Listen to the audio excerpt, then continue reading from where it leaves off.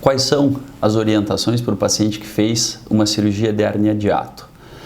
Então, em primeiro lugar, o paciente não tem restrição de movimentos. Ele pode andar, subir escada, ele só não deve levantar peso nem fazer exercício de abdominal por mais ou menos 45 a 60 dias, porque isso aumenta a pressão intraabdominal e pode fazer com que a cirurgia se perca, ou seja, a hérnia de hiato retorne.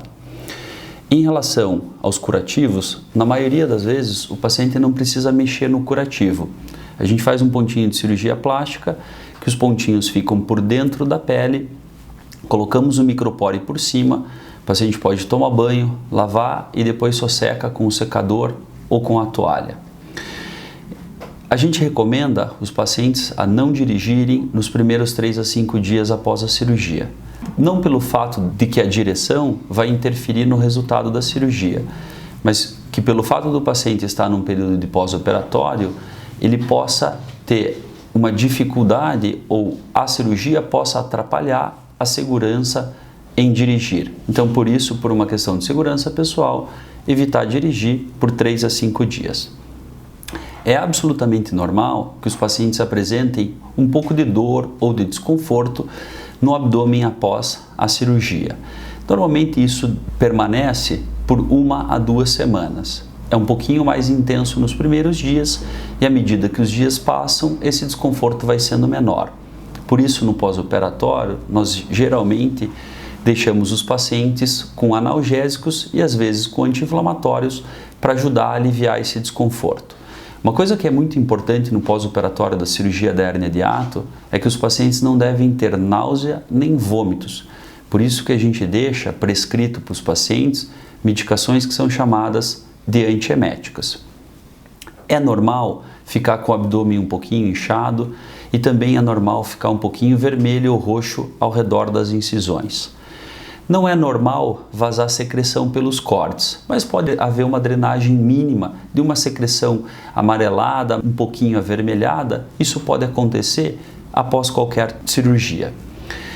Normalmente os pacientes não apresentam alteração do ritmo do intestino, mas como depois da cirurgia da hérnia de hiato existe uma dieta bem específica, fazendo com que os pacientes não se alimentem de fibras nas primeiras semanas, o intestino pode ficar um pouquinho mais preso sim. Normalmente, os pacientes vão fazer retornos no pós-operatório. O primeiro retorno acontece depois de 1 semana da cirurgia e o paciente é visto depois de 2 a 3 semanas e novamente depois de 2 a 3 semanas no intuito de fazer a orientação relacionada à dieta, que é a parte mais importante na cirurgia da hérnia de hiato. Então, os pacientes têm sim uma restrição, semelhante ao que acontece na cirurgia de obesidade e na cirurgia bariátrica, mas por um tempo menor.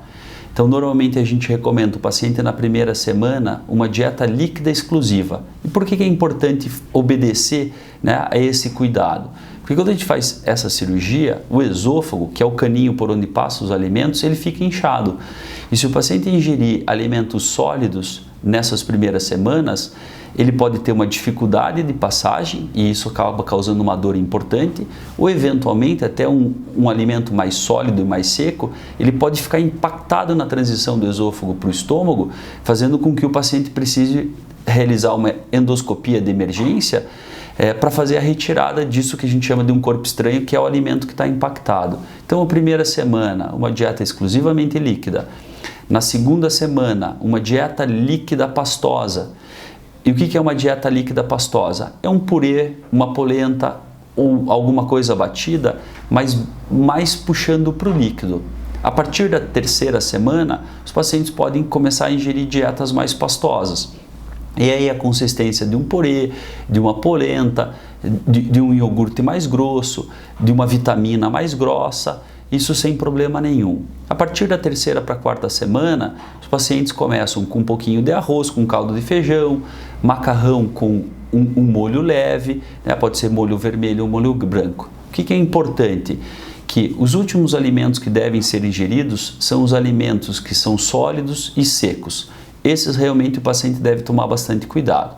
E quando for fazer a ingestão desses alimentos, ele deve lembrar de mastigar bem e se alimentar devagar, para que não tenha risco desses alimentos ficarem impactados. Se algo for diferente disso, se o paciente apresentar sintomas diferentes daqueles que são os sintomas habituais, ou seja, se ele começar a apresentar muita dor abdominal, se ele começar a apresentar muito vômito, ou a barriga ficar muito estufada, ou mesmo se eventualmente ele apresentar febre, esses são sinais que não devem estar presentes no pós-operatório. E se eles acontecerem, a nossa recomendação é que o paciente procure o serviço de emergência para que seja atendido pela nossa equipe e assim passar por uma avaliação especializada para se tentar entender o que está acontecendo, porque esses não são sinais de uma evolução pós-operatória convencional. Essas são as nossas recomendações de uma maneira geral. Sempre os pacientes têm o nosso contato para tirar qualquer dúvida, mas muitas vezes o médico não está acessível. Então a recomendação fica: teve uma intercorrência, dirige-se ao hospital, que sempre vai ter alguém disponível para fazer o atendimento em caso de uma emergência.